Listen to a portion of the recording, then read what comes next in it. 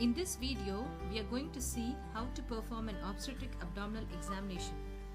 The prerequisites for obstetric examination are: explain the procedure to the patient and obtain her consent, ask the patient to empty her bladder, ensure adequate privacy, ensure adequate lighting in the room in which you are examining, stand on the right side of the patient.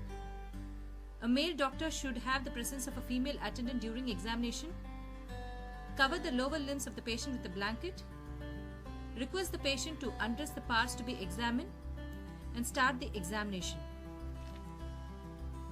The first step in obstetric examination is inspection of the abdomen. Patient position. The patient is placed in dorsal position. Check for the abdominal distension and abdominal contour. Check if the umbilicus is inverted or everted. Look for linea nigra and stria gravidarum. Check for any visible scars or sinuses. Check the hernial orifices for cough impulse. In this case, you can see that the abdomen is uniformly distended, the umbilicus is midline and flanks are full. Linea nigra and stria gravidarum are seen. There are no visible scars or sinuses.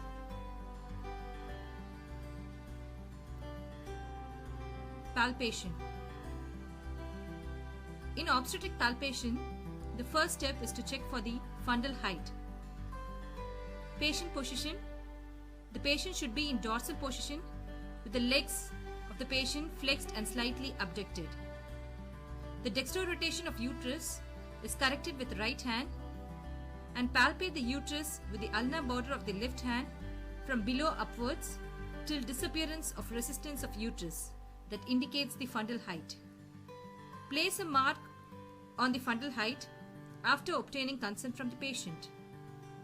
Alternate method of palpation of fundal height is by palpation from above downwards till the appearance of resistance of uterus that indicates the fundal height. The next step in obstetric palpation is assessment of symphysiofundal height. Patient position. The patient should be in dorsal position with the legs extended. The symphysiofundal height is measured with a measuring tape with the inches side facing up. Place one end of the measuring tape over the pubic symphysis and take it across the umbilicus up to the marking of fundal height on the abdomen. Turn the tape to check the symphysiofundal height measurement in centimeters. The next step in obstetric palpation is to perform the obstetric grips.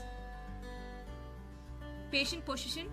The patient should be in dorsal position with the legs flexed and slightly abducted. There are 4 obstetric grips: the frontal grip, the lateral or umbilical grip, the first and second pelvic grip. First, we will see how to perform the frontal grip. Palpate the fundus of uterus with the palmar aspect of fingers of both hands simultaneously. If a smooth, hard, globular, ballotable mass is felt, it is suggestive of fetal head. If a broad, soft, irregular, non-ballotable mass is felt, it is suggestive of breech. The next obstetric grip is the lateral grip or the umbilical grip. Steady one side of the uterus with palmar aspect of one hand and palpate the other side, and then do it vice versa. Palpate one side first and then the other side.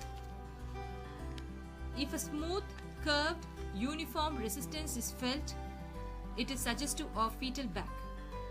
If small, knobby, irregular parts are felt, it is suggestive of fetal limb buds. First pelvic grip. The ulnar border of right hand is placed on the upper border of pubic symphysis. Palpate the fetus between the outstretched thumb and the 4 fingers of the right hand. If a smooth, hard, globular, ballotable mass is felt, it is suggestive of fetal head, which indicates a cephalic presentation. If a broad, soft, irregular, non-ballotable mass is felt, it is suggestive of breech presentation. If the head is freely ballotable in cephalic presentation, the head is not engaged. If the head is not palatable or fixed, head is likely to be engaged. Second, pelvic grip. This examination is done facing the foot end of the patient. Place both hands on either side of the lower abdomen parallel to the inguinal ligament. Palpate simultaneously with both hands and move medially and downwards. The second pelvic grip confirms the findings of the first pelvic grip, that is, the presentation of fetus. If the hands are converging, then the presenting part is not engaged. If the hands are diverging, the presenting part is likely to be fixed or engaged. In addition, second pelvic grip gives additional information on the attitude of the fetal head in cephalic presentation. In a case of previous cesarean pregnancy, scar tenderness should be checked.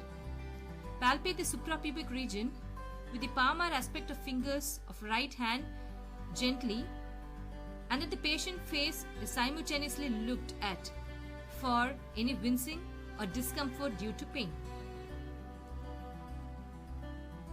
During palpation, it is also observed whether the uterus is relaxed or acting and the LICA content. Auscultation of fetal heart rate. Fetal heart rate is auscultated with the bill of the stethoscope and the side of the fetal back along the spino-umbilical line. Count for 1 minute and mention the fetal heart rate and regularity. Thank you.